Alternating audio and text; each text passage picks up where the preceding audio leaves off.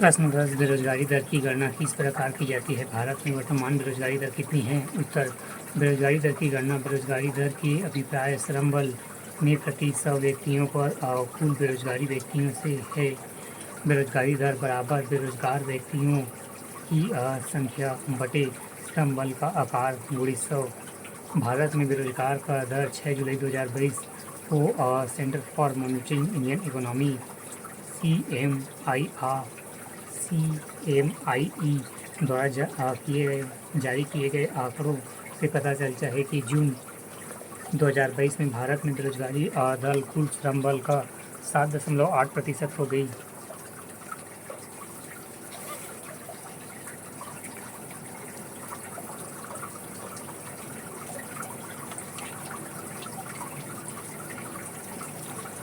प्रश्न 11, छत्तीसगढ़ सरकार ने कितने किसानों को कौन सा कर्ज माफ किया? उत्तर, छत्तीसगढ़ सरकार ने सरकारी एवं क्षेत्रीय ग्रामीण बैंकों से 2 लाख रुपए तक के अल्पकालिक ऋण के लिए हुए 16.50 लाख किसानों की कर्ज माफी की। इससे राज्य सरकार को 6200 करोड़ का भार पड़ेगा। इस योजना में उन किसानों को भी प्राथमिकता दी गई है जिन्होंने नवंबर 2018 तक अपनी कर्ज का प्रीमियम जमा कर चुके हैं।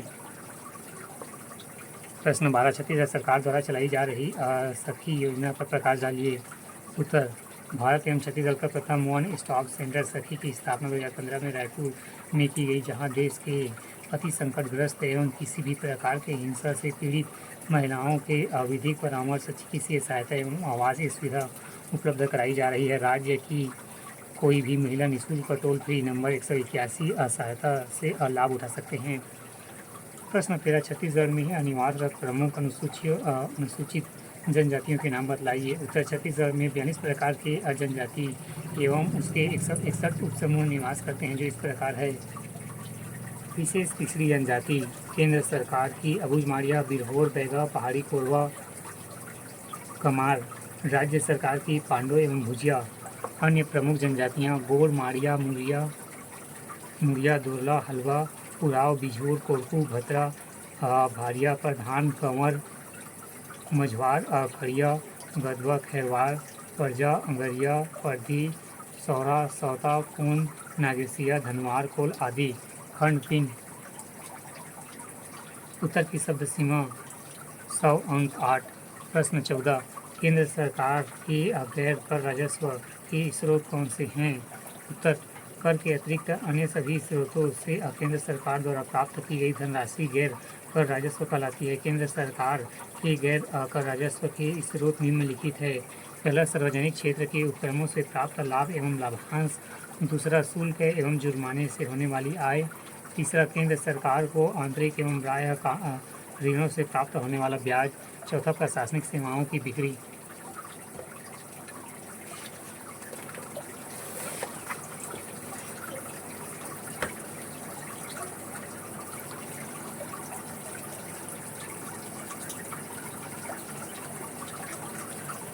पाँचवा, संपत्ति से आय। छठवां, आर्थिक सेवाओं की बिक्री। सातवां, आय राशियों का हस्तांतरण एवं आठवां, सिक्का ढलाई, मुद्रा ढिलाई से आय। या केंद्र सरकार के कर अतिरिक्त अन्य सभी स्रोतों से प्राप्त की गई राशियां गैर कर राजस्व प्राप्तियां कहलाती है। गैर कर राजस्व प्राप्तियों में सार्वजनिक क्षेत्र के उपक्रमों से प्राप्त लाभ एवं लाभांश, शुल्क एवं जुर्माने से होने वाली आय, सरकार को आंतरिक एवं बाह्य ऋणों से प्राप्त होने वाला ब्याज, वित्तीय सेवाओं से प्राप्त आय एवं उदाहरण के लिए जैसे कि मुद्रा को छापने तथा डाक टिकट को छापने और सरकार द्वारा प्राप्त किए जाने वाले अनुदान इत्यादि को शामिल किया जाता है। यह सरकार के कुल सार्वजनिक आय का हिस्सा होता है। या यह सरकार की आय का प्राथमिक स्रोत एवं इनमें सरकार को करों के अतिरिक्त अन्य स्रोतों से प्राप्त आय को शामिल किया जाता है। इनमें लाभांश, ब्याज प्राप्ति, स्पेक्ट्रम शुल्क, लाइसेंस, रॉयल्टी, सूचना का अधिकार अधिनियम के तहत फॉर्म एवं आवेदन शुल्क आदि शामिल होते हैं। गैर कर राजस्व का प्रमुख स्रोत सार्वजनिक क्षेत्रों की कंपनियां एवं भारतीय रिजर्व बैंक द्वारा भुगतान किया गया लाभांश है।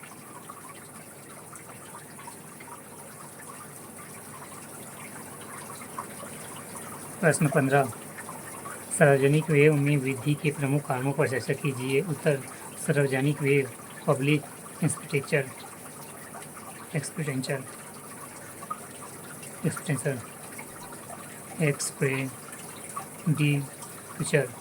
एक्सपेंडिचर से अभिप्राय उन सब खर्चों से है जिन्हें किसी देश के केंद्रीय, राज्य एवं स्थानीय सरकारें अपने प्रशासन एवं सामाजिक कल्याण, आर्थिक विकास तथा अन्य देशों की सहायता के लिए करती है। सार्वजनिक व्ययों में वृद्धि के निम्नलिखित कारण हैं। पहला, सुरक्षा व्ययों में वृद्धि। दूसरा, मूल्यों में वृद्धि। तीसरा, जनता में वृद्धि। चौथा, राज्य की बढ़ती कार्यशीलता। पाँचवा, कार्यकारिणी योजनाओं में व्यय। छठवां, आर्थिक नियोजन। सातवां, राज्यों के कार्यों में वृद्धि। आठवां, ब्याज भुगतान। नौवां, उत्पादकों को आर्थिक सहायता। 10वां, आवश्यकताओं की सामूहिक संतुष्टि पर बल। 11वां, अविकसित देशों की सहायता। 12वां, आर्थिक स्थिरता का उद्देश्य। 13वां, अनुदान राशि में निरंतरता वृद्धि। 14, स्थानीय और सामाजिक समस्याएं।